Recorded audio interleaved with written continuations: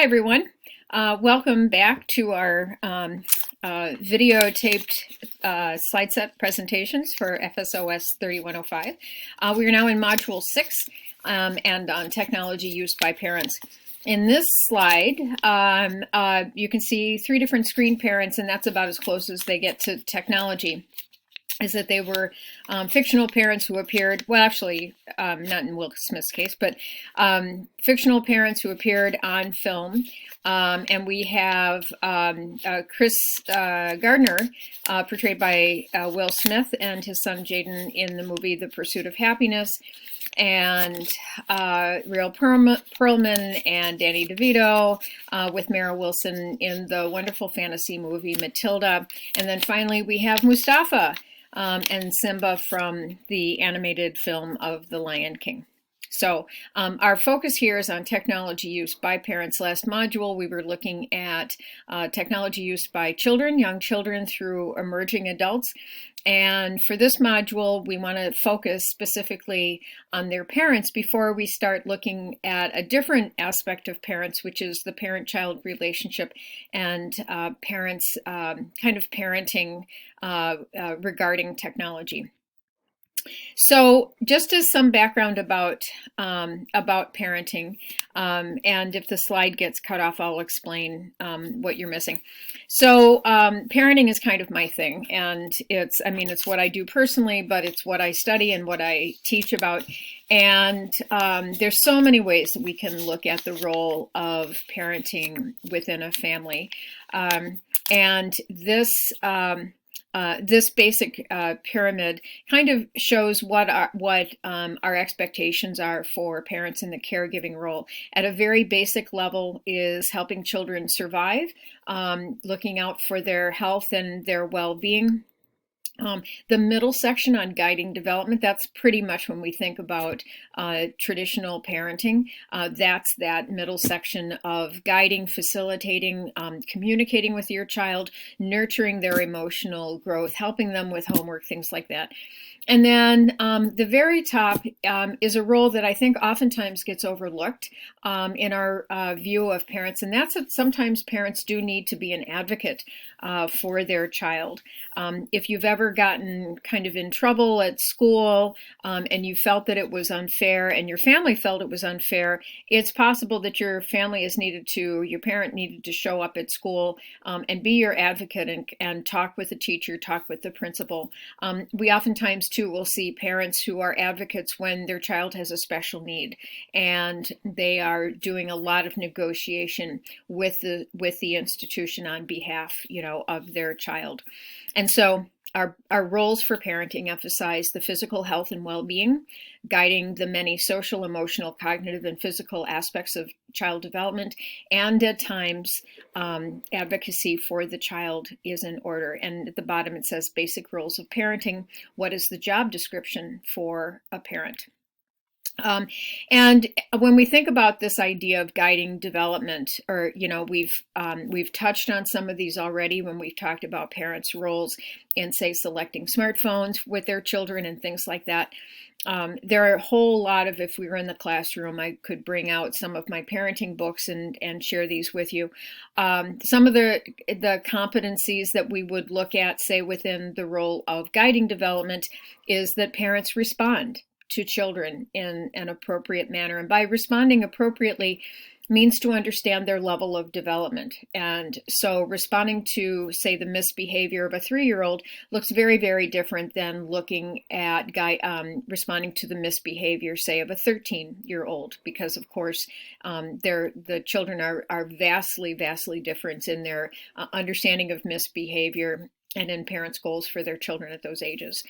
To prevent risky behavior or problems before they arise, to monitor the child, to support and to encourage desired behaviors, to mentor the child, and to model our own behavior, to provide a consistent and positive example for the child.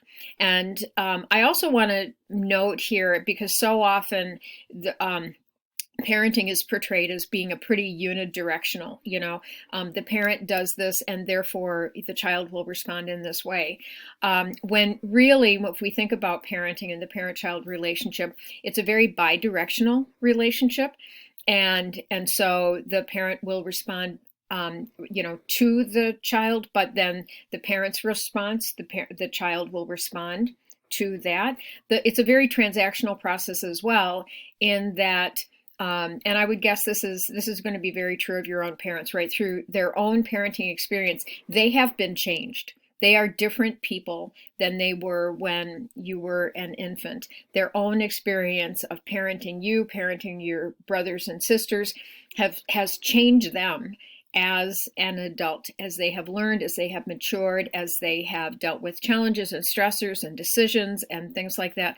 And so we have to understand that between parents and children, it is not just this one way, I'm the parent, I do parenting, I set the rules, but it's a very transactional process that affects the human development of both parent and child.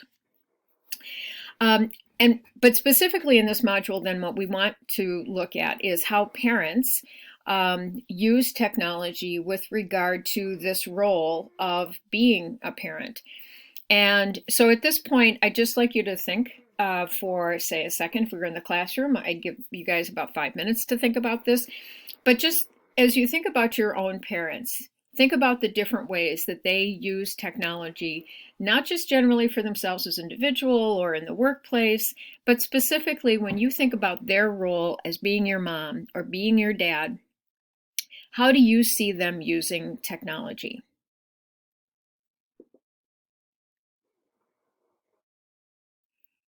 For my own sake, with in my parenting, I use technology to communicate with my daughter. I'll use technology to send her a text, to text during the daytime, sometimes to FaceTime, so we have communication.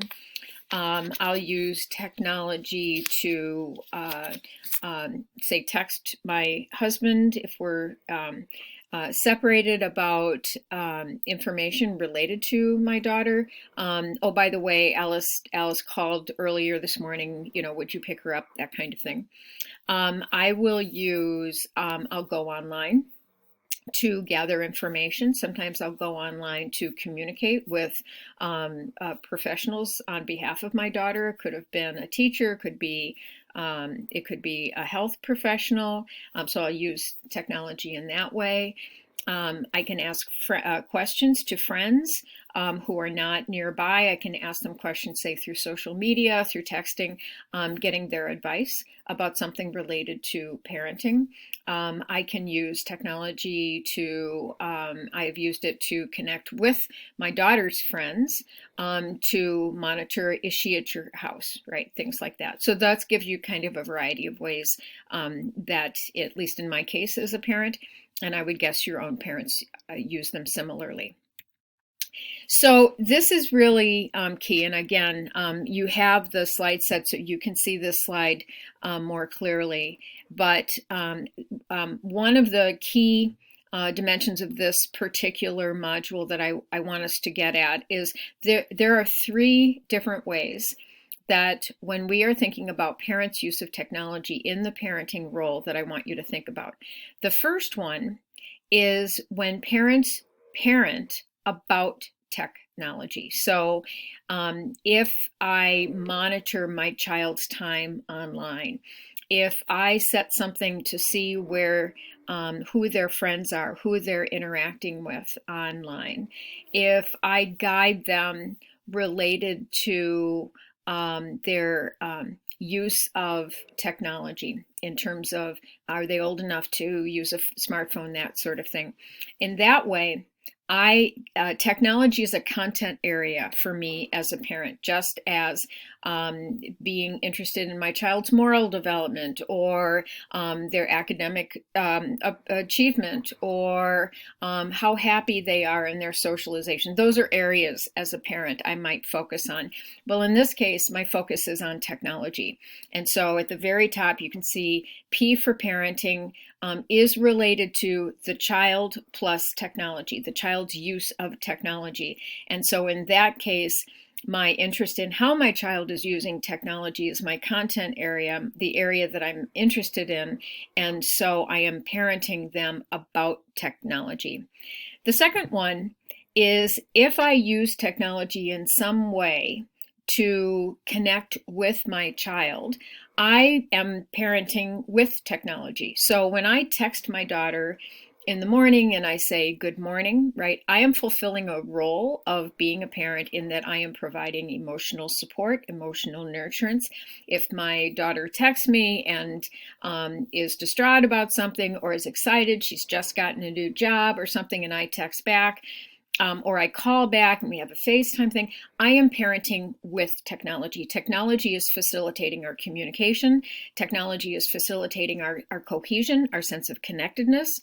And there you can see parent plus technology interacts with child plus technology. Okay, so again, different than the first one, where technology is a content area. In this case, technology facilitates. It is a tool that I am using to parent my child. And then the bottom one, and I know this is cut off, is the role in my parenting, in the role that technology helps to facilitate me, to support me. So what it says down there is parents use technology to support their parenting.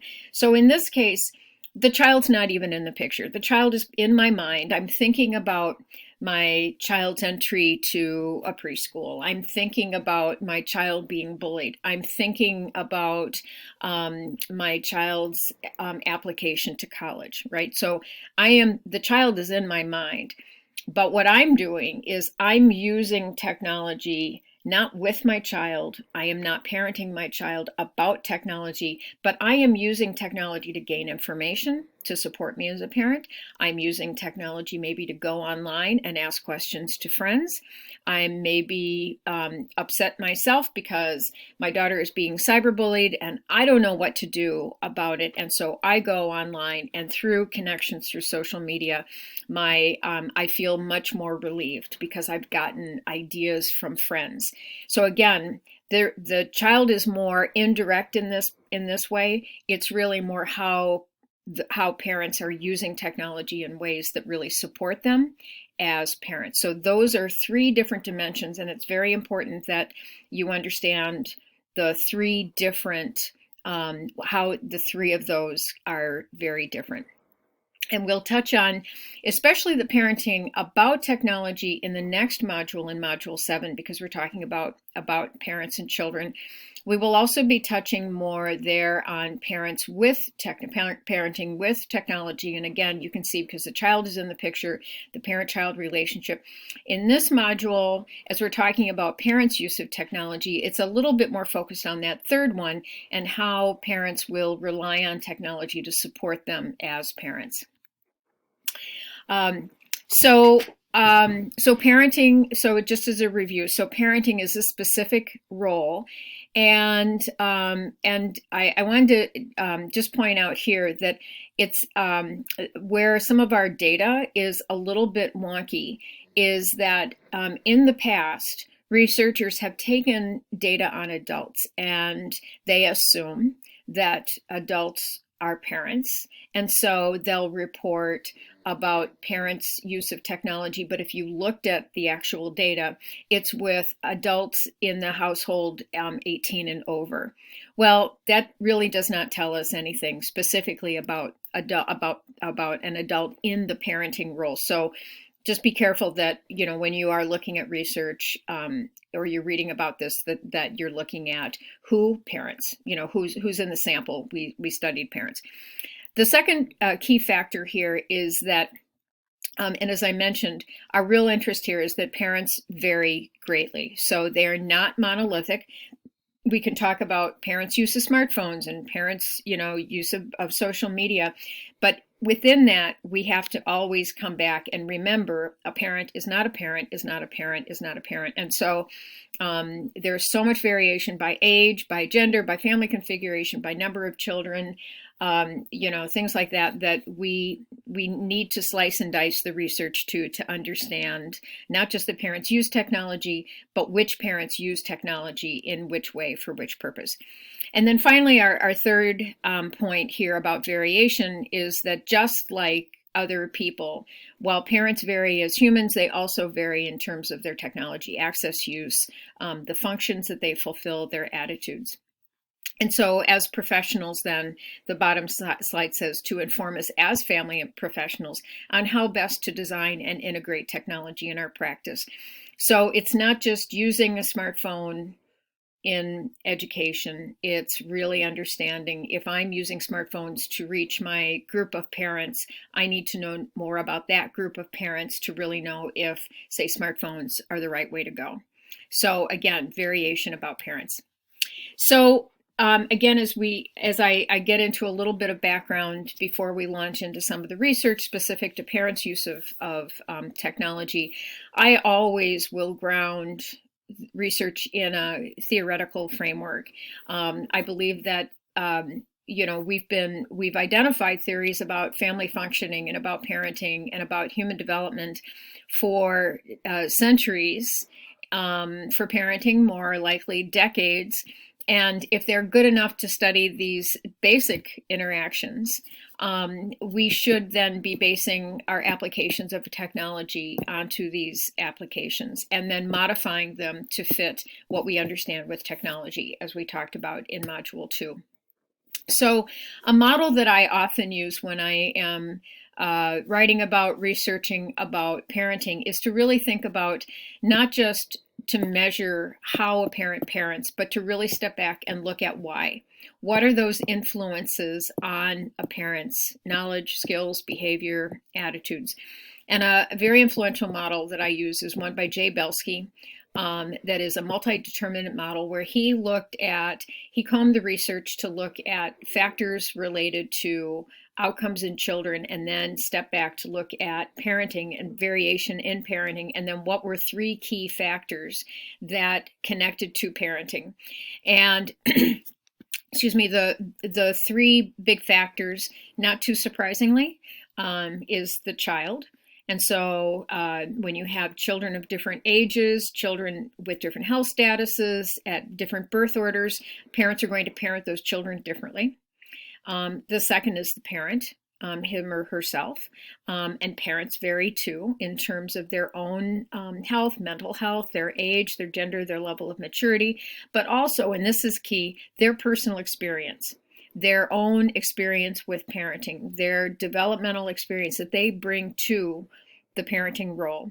And then the third is our ecological focus on the social context. So what is the context under which they are parenting, and what kind of social support is available to parents to provide them with resources for that really critical role.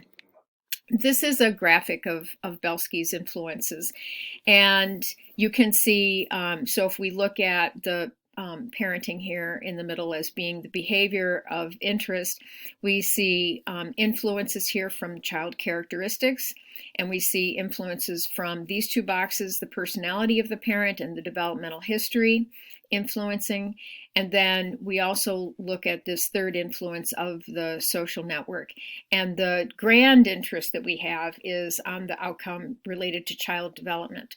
But Belsky's model is very helpful to remind us that it isn't just about parenting and these outcomes, but really looking at this host of influences on why a person would behave, would know, would have an attitude around parenting that they do.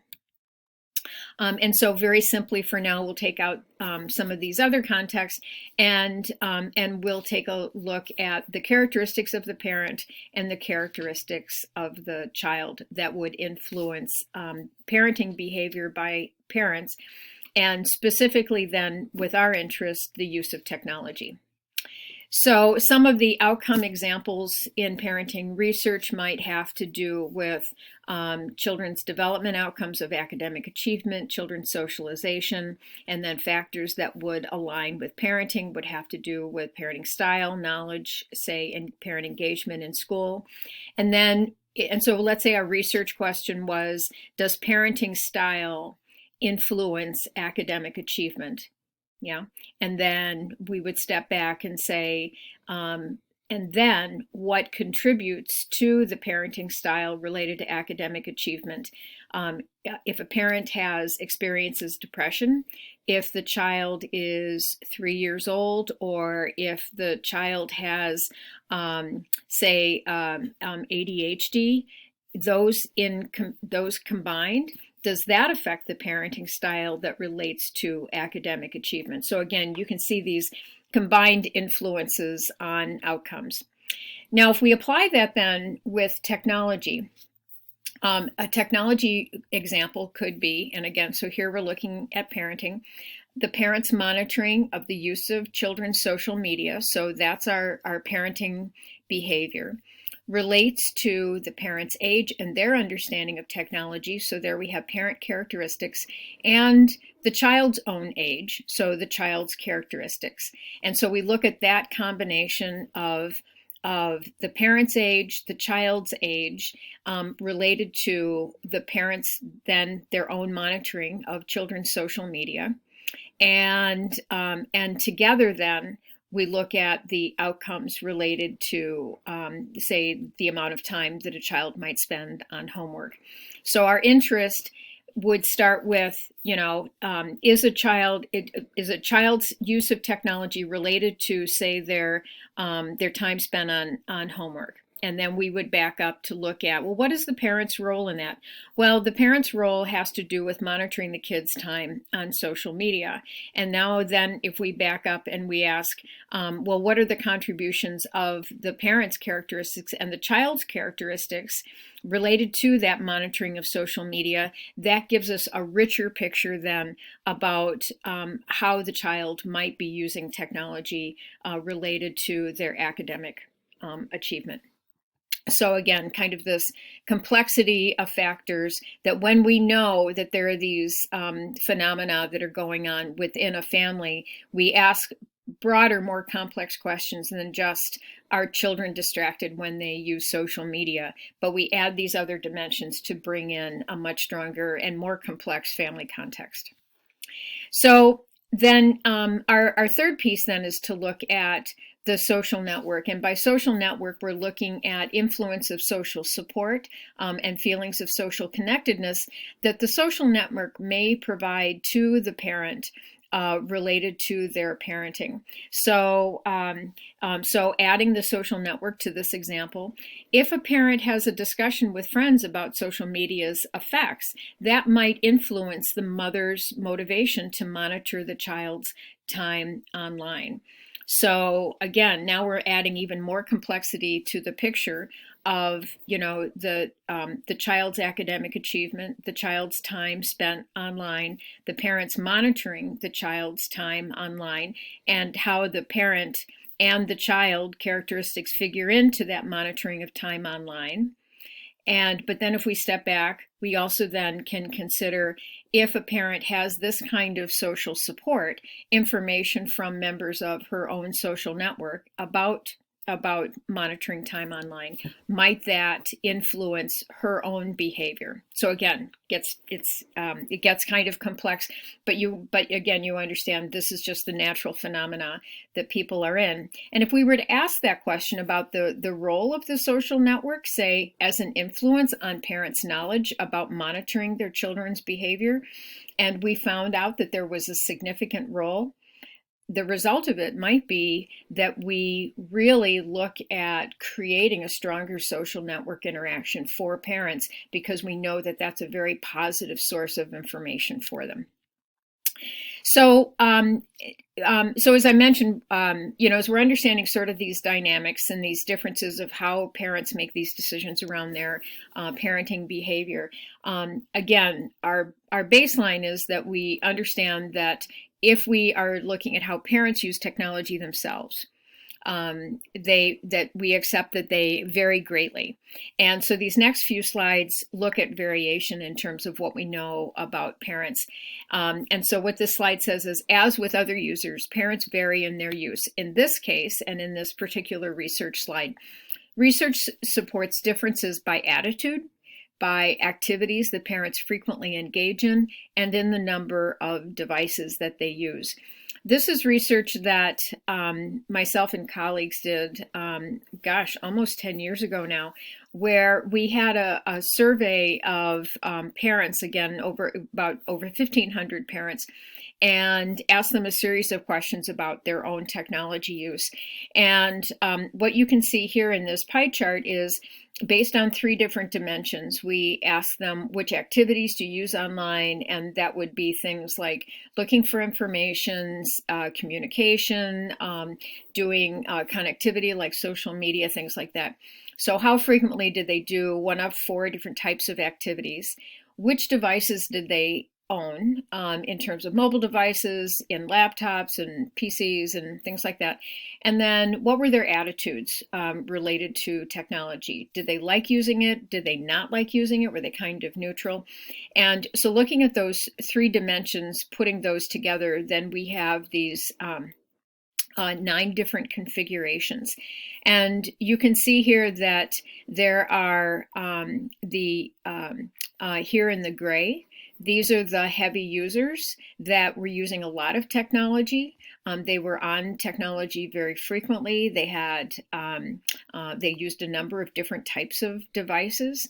But sometimes those who used a lot of devices and were on a lot were not so positive about it, right? They felt overloaded by this heavy demand. On the other hand, a smaller portion were those that we characterize as having a limited amount of activity. They were more dabblers. They would use it occasionally, but their attitude about it was very positive. Or it could be, I'm in a very limited use, but I wish I could use it more. So again, variation.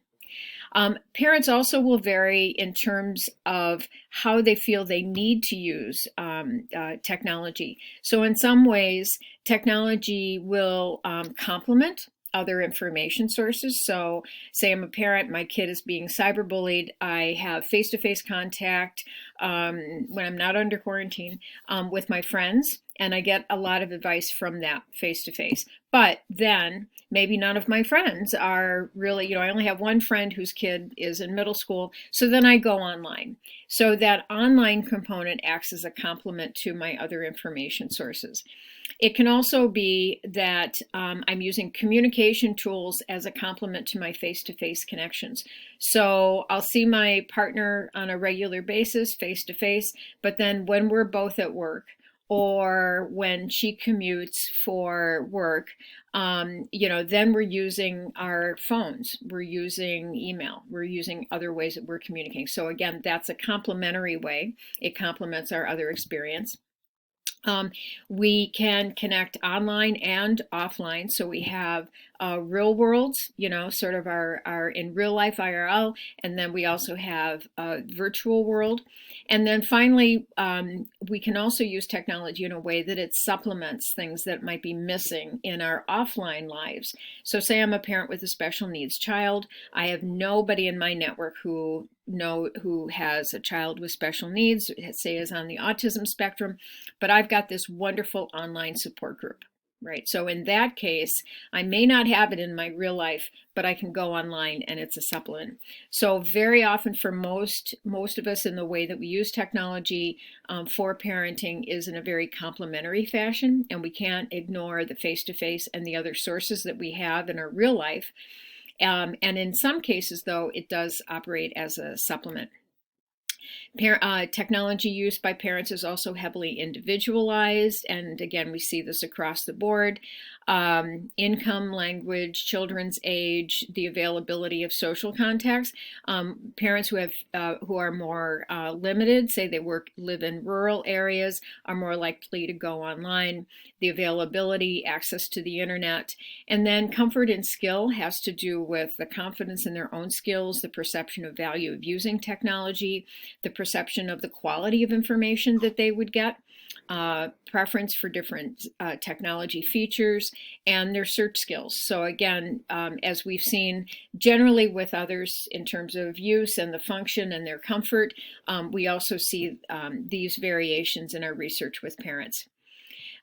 We can also see differences by age and by generation. One of the readings that I have for you this week is Help, My Parents Are Millennials, and looking at some of the differences based on being a baby boomer, say, compared with being millennial.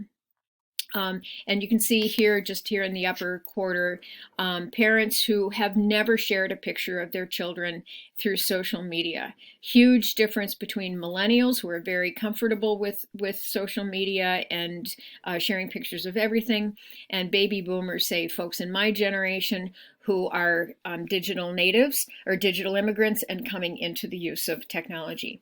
So you can see this more carefully, but again, we just see big differences in generations, and largely that has to do with our comfort and our exposure to using technology and seeing it as being beneficial for a whole array of our needs. So beyond descriptive differences in who uses what, we are also interested in how parents vary in terms of their use of technology based on their interest, their parenting interest. And I have some different examples here of different apps. So part of the research that we did with a sample of 1,500 families, I narrowed it down to about 1,400 and looked at parents whose oldest child was 18. Not too surprisingly, 10 years ago when we did this research, our sample was pretty heavily skewed towards moms who were white, who were well educated, who were had moderate income. You can see the mean age of the mothers and the mean age of their children. So these were primarily mothers of, say, school-age children. But our question then was, do parents use ICT or information and communications technologies in ways that facilitate discrete and recognized domains of parenting? And if so, are there apparent trends in the types of ICT activities that align with parenting and parenting education goals? And these domains will become clear as we walk through. But my interest with this data was to look at, when we ask parents, why do you use this particular technology, what parenting function does it fulfill for you? So it's more than, are parents using it, yes or no, but why are they using it, to what function of parenting? The measures that we used for this came from the Parent Education Core Curriculum Framework from Minnesota. This is a framework that we use to train parenting educators, and and different domains, different content domains that we use to create curriculum for facilitating parent learning. And so these are the 5 domains, and we ask questions related to their functions and the frequency of the various things that they were doing. And so we looked primarily at anything that parents said that they did on a regular basis. So if they reported a very minimal use of technology for a particular domain, it just wasn't included. And by looking at doing a qualitative analysis of the reasons that they were using technology, you can see that, number one, parents reported the use of technology across all 5 domains. Parent development. So parent development has to do with supporting myself as an individual in the parenting role. The second is through the parent-child relationship. The third is understanding children's development. The fourth is promoting their family time together and finding resources to support the family. And then the 5th domain has to do with building a wider network of support for parents. And again, when we looked at why they said they were using technology, and from the 5 domain areas that we use to support parents in the parenting role, we discovered that yes, in fact, technology supports parents across the board, building their confidence, giving them an opportunity to build relationships with their children, oversee the child's safety, understand the child's development, provide for the family, manage resources, and to have a wide social support network. And this just explains all of that just in bullet points. And then these slides, and I'll go through these fairly quickly, but you can see the differences in the percentages of parents reporting the function for any ICT activity. So here you can see that seeking information, for instance, here in the sorry, these two should be green. The three of these are all in the child development domain. That a big way that parents are using technology to support their parenting is by seeking information about child development. Okay. These blue bars have to do with parent development. These two have to do with using technology to support the relationship with the child. If the child was older, and again, remember children here were about 6 years old, somewhere between about 3 and 8 or 9, you would see higher bars because the children would be using more technology themselves.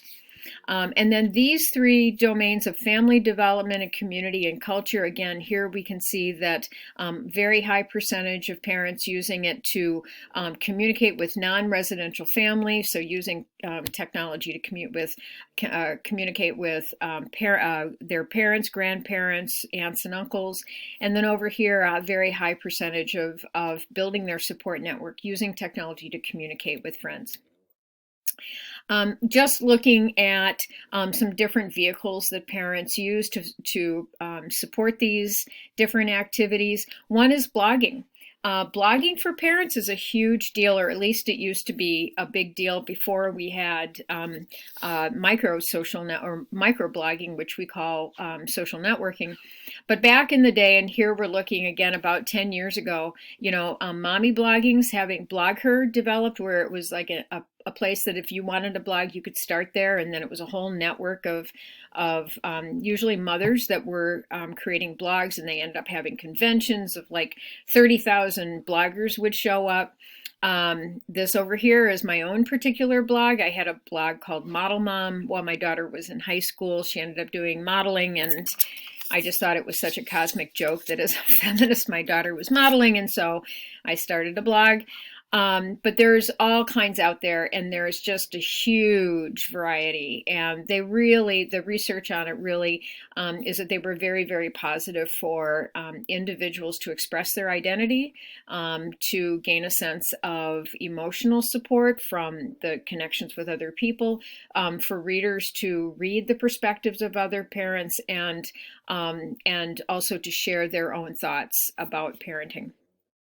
Then you have sites like babycenter.com, which, and you can see here, has a number of tabs for information about your baby's development, information about your toddler, your preschooler, and then their own community, which was, again, back in the day before social media, was a lot having to do with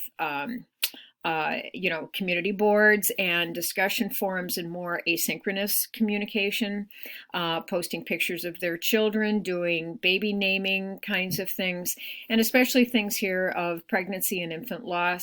Again, a way to go online and supplement what you may not have in your offline life through seeking support and information.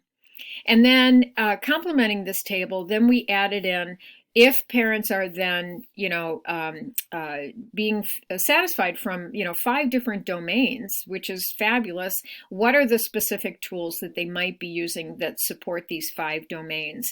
And, one thing I'll draw your attention to is something like discussion boards are pretty darn useful for a number of things. So for promoting parents' sense of confidence, also for parents to gain information, also for parents to, and you can't see this, it's under my picture, but under culture and community, as parents would, gain other people. They widen their social network by having other people online that they could talk to. Pretty much what we see for the parent-child relationship are obviously those communication devices between parents and children. And then for parents of older children, they would report using social media, back then MySpace, Facebook, to connect, say, with their college-age kids. So what this part of the table did was we just built in across the domains, what are those specific devices then that parents would rely on? And why? Because if I'm a parenting educator and I am thinking about one of my goals is I want to support parents in their sense of themselves and in self-care. What this does is one that says, good, technology can support you in doing that. The second thing this does is to say, then how? Then if you want to promote parents' own development, maybe think about having a discussion board or having a group within Facebook. Maybe encourage parents to start their own blog or to read blogs. Maybe through a creative activity like creating digital stories with your child, and then you share those and you feel so much better because you've had this relationship with your child. So one of the reasons, because I'm a parenting educator preparation person, is to really think in a very applied way of, in what ways does technology fulfill parents' roles, but then specifically, what are those technologies so then we can deploy them in our support to parents. So in summary, as with other technology users, parents use a wide range of devices and applications to fulfill a wide range of functions. As with others, they too vary in their use, their attitudes towards their use, and their comfort with use.